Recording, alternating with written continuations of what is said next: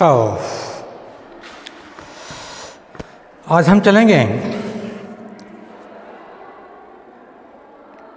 प्रारंभिक क्षेत्राधिकार original jurisdiction के बारे में आज हम पढ़ेंगे।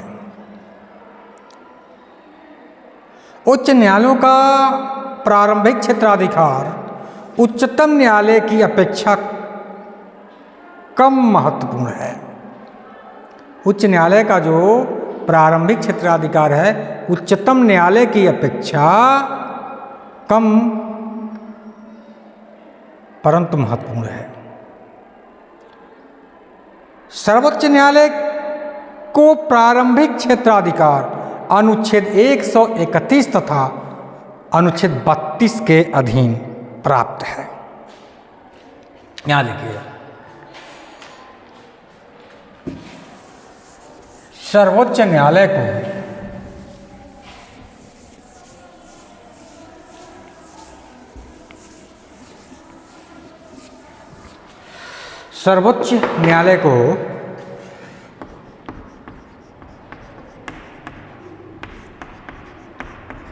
न्यायालय को 131 और 32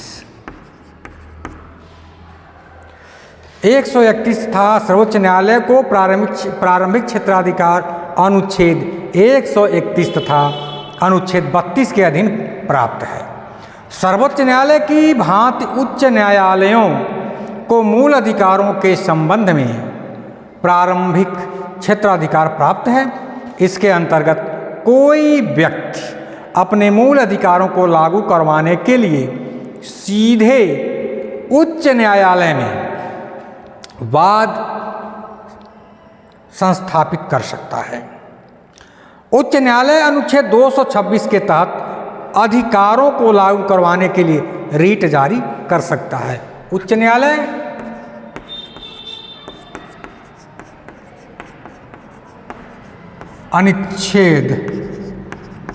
उच्च न्यायालय अनुच्छेद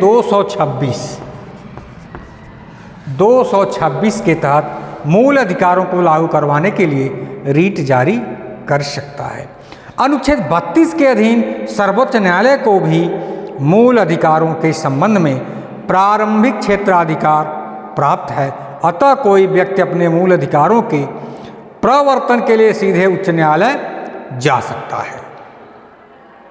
इस प्रकार मूल अधिकारों के मामले में उच्चतम न्यायालय तथा उच्च न्यायालय के समान प्रारंभिक क्षेत्राधिकार प्राप्त है। अब अभिलेख न्यायालय की अधिकारिता कोर्ट ऑफ रिकॉर्ड ज्यूरिसडिक्शन। तो उच्च न्यायालय की ही भांति प्रत्येक उच्च न्यायालय भी एक अभिलेख न्यायालय होता है। अनुच्छेद 215 कहता है उच्चतम न्यायालय की ही भांति प्रत्येक उच्च न्यायालय एक अभिलेख न्यायालय होता है। इसकी सभी कार्यवाहियां लिखित होती हैं और अधीनस्थ न्यायालयों के समक्ष इन्हें साक्ष्य के रूप में पेश किया जा सकता है और किसी अधीनस्थ न्यायालय में इस पर प्रश्न चिन्ह नहीं लगाया जा सकता।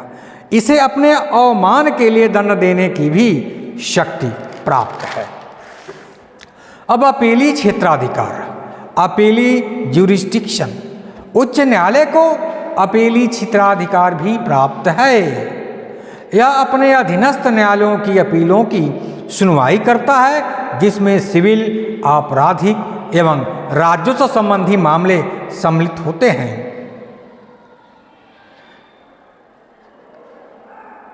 सेशन सत्र न्यायालय द्वारा आपराधिक मामले में दिए गए मृत्युदंड की पुष्टि उच्च न्यायालय द्वारा की जानी आवश्यक है। एकल न्यायाधीश के निर्णय के विरुद्ध उच्चतम न्यायालय में पुनः बड़ी बेंच में अपील की जा सकती है। राजस्व संबंधी सभी मामलों में उच्च न्यायालय को अपीलीय क्षेत्राधिकार 44वें संविधान संशोधन अधिनियम 1978 द्वारा प्रदान किया गया है।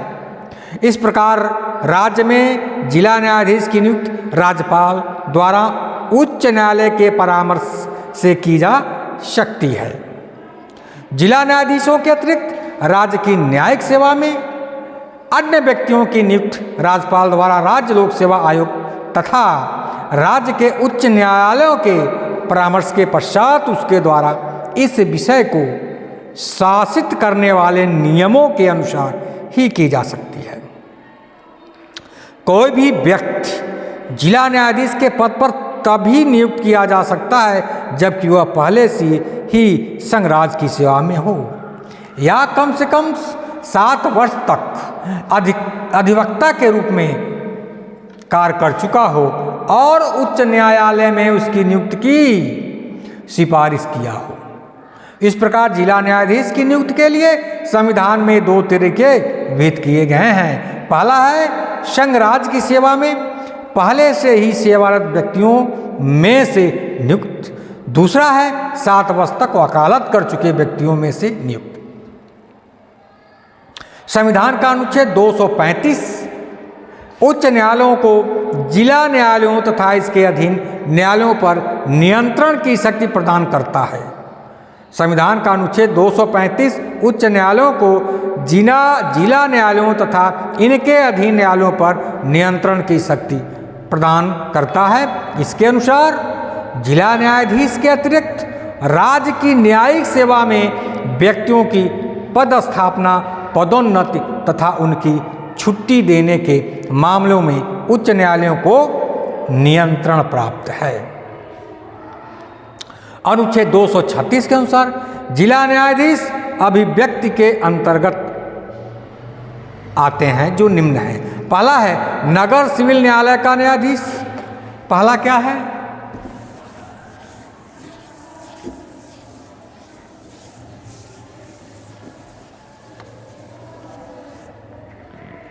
पहला है नगर सिविल न्यायालय। नगर सिविल न्यायालय का न्यायाधीश।